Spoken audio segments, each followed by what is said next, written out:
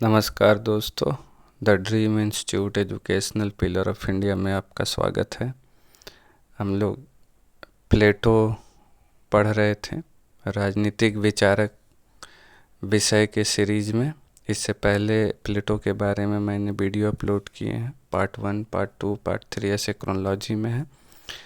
आप क्रोनोलॉजी से ही देखें तो आपको बेहतर समझ में आएगा। हम लोग इस वीडियो में प्लेटो का एथेंस त्याग पढ़ेंगे।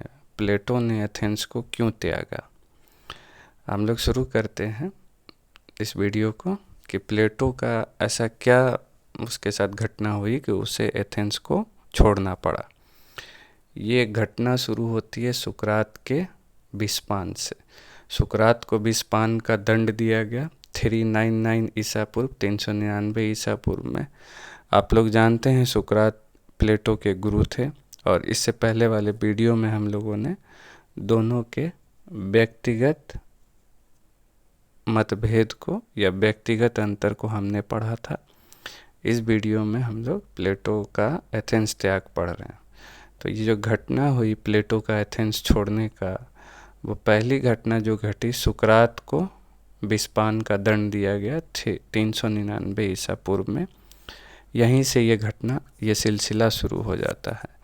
तो प्लेटो उस समय 28 वर्ष का था जब सुकरात को विषपान का दंड दिया गया एथेंस के प्रजातांत्रिक सरकार द्वारा। प्लेटो के मन पर गहरा प्रभाव पड़ा इसका। प्लेटो के मन पर इसका बहुत गहरा प्रभाव पड़ा। प्लेटो राजनीति से विरक्त कर दर्शन की ओर आकृष्ट हुए। प्लेटो का अब राजनीति से भरोसा उठ गया, उससे विरक्ति हो गई। अब वो दर्शन की ओर आकृष्ट हो गए, अब वो दार्शनिक हो गए। प्लेटो ने कहा, जब तक शासक दार्शनिक, ज्ञानी, विवेकी नहीं होगा तब तक राज्य का कल्याण नहीं होगा। ये प्लेटो के शब्द हैं। आप दर्शन समझ पा रहे हैं। दर्शन का मतलब अगर हम लोग समझना चाहें तो युक्ति युक्त पूर्ण जीवन जीने के विज्ञान को दर्शन कहते हैं। मतलब आप किसी भी बात को यूं ही ना मान लें, आप हर चीज़ को तर्क की कसौटी पे रखेंगे और फिर जो निष्कर्ष निकलेगा उसके अनुसार ही आप शासन चलाएंगे, जो कि एक दार्शनिक शासक का गुण होता है। तो प्लेटो ने कहा कि जब तक शासक, चूँकि सुकरात को एक प्रजातांत्रिक सरकार द्वारा मृत्युदंड दिया गया, इससे प्लेटो विरक्त हो गए प्रजातांत्रिक सरकार से। अब वो राजा की व्याख्या कर रहे हैं। तो इसी संदर्भ में उन्होंने कहा कि जब तक शासक दार्शनिक, ज्ञानी और विवेकी नहीं होगा तब तक राज्य का कल्याण नहीं होगा। ये प्लेटो के शब्द हैं। प्लेटो अपने सप्तम पत्र में लिखते हैं, इस घटना के बाद इतनी विरक्ति हो जाती है प्रजातांत्रिक व्यवस्था से कि वो लिखते हैं कि मैं दर्शन शास्त्र की प्रशंसा में यह कहने को बाधित हुआ। वो सप्तम पत्र में लिख रहे हैं कि मैं दर्शन शास्त्र की प्रशंसा में ये कहने को बाधित हुआ कि केवल इसी से व्यक्ति सार्वजनिक और व्यक्तिक न्याय का स्वरूप समझ सकता है। वो दर्शन के प्रशंसा में ऐसा लिख रहे हैं, लिख रहे हैं कि व्यक्ति में अगर दर्शन ना हो तो वो सार्वजनिक और व्यक्तिक, मतलब न समाज का न खुद का न्याय के रूप को समझ सकता है। और मैंने यह कहा है कि राष्ट्र तब तक, और वो लिखते हैं कि राष्ट्र तब तक उपद्रव रहित नहीं होंगे जब तक या तो सच्चे और वास्तविक दार्शनिक को श्रेणी राजनीतिक पदों पर आरूढ़ नहीं होगी, या राज्यों के शासक दैवी आदेश से दर्शन शास्त्र का अध्ययन नहीं करेंगे। ये प्लेटो के शब्द हैं। कुल मिलाकर वो कहते हैं कि जो व्यक्ति दार्शनिक नहीं होगा, जो राजा दार्शनिक नहीं होगा, वो सार्वजनिक और व्यक्तिक यानी कि समाज का और खुद का न्याय नहीं कर सकता है।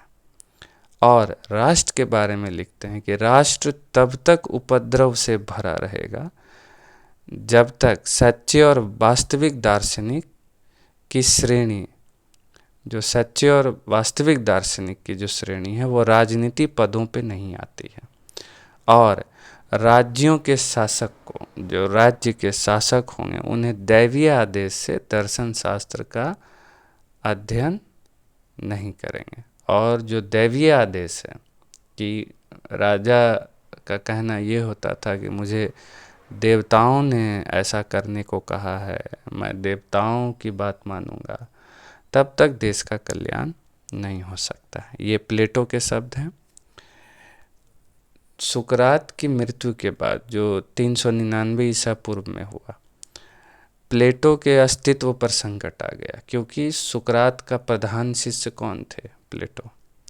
तो इसलिए अब राज्य जो है, जो प्रजातांत्रिक सरकार थी, वो अब प्लेटो के अस्तित्व के पीछे पड़ गई। एथेंस की लोकतांत्रिक व्यवस्था का विरोधी कौन था? प्लेटो। तो इसलिए अब इनको एथेंस छोड़ना पड़ेगा। सुकरात की मृत्यु के तुरंत बाद ही इन्हें एथेंस छोड़ना होगा, क्योंकि ये सुकरात के प्रधान शिष्य थे और एथेंस की लोकतांत्रिक व्यवस्था का विरोधी भी थे। तो इसलिए अभी एथेंस का त्याग करेंगे। प्लेटो अपने कुछ मित्रों के साथ समीप के नगर मेगरा वहीं चले गए, वो जहाँ 12 वर्ष तक अज्ञातवास किया। इसके बारे में इतिहास मौन है, सिर्फ अनुश्रुतियाँ हैं जिसमें यह सुनने को मिलता है कि ज्ञान प्राप्ति के लिए प्लेटो इटली, मिस्र और भारत की यात्रा की। इसमें ऐसा कह सकते हैं कि भले उन्होंने शारीरिक रूप से यात्रा ना की होगी मिस्र की, इटली की और भारत की, तो भी वे इटली के, मिस्र के और भारत के दर्शन को पढ़कर अंतर मन से इनकी यात्रा जरूर कर ली होंगी। ये अनुश्रुति है, इसके बारे में बहुत एविडेंस नहीं है, इतिहास इस बारे में मौन है, तो इस बारे में ज़्यादा कुछ कहा भी नहीं जा सकता।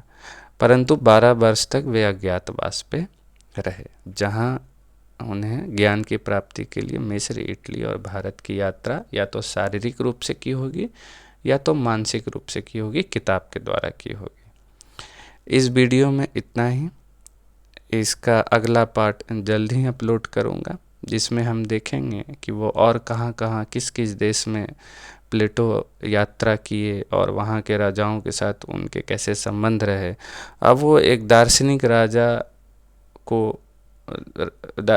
को दार्शनिक बना पाए या नहीं बना पाए, ये हम लोग अगले वीडियो में, अगले पार्ट में देखेंगे। तब तक स्वस्थ रहें, ख्याल रखें। धन्यवाद।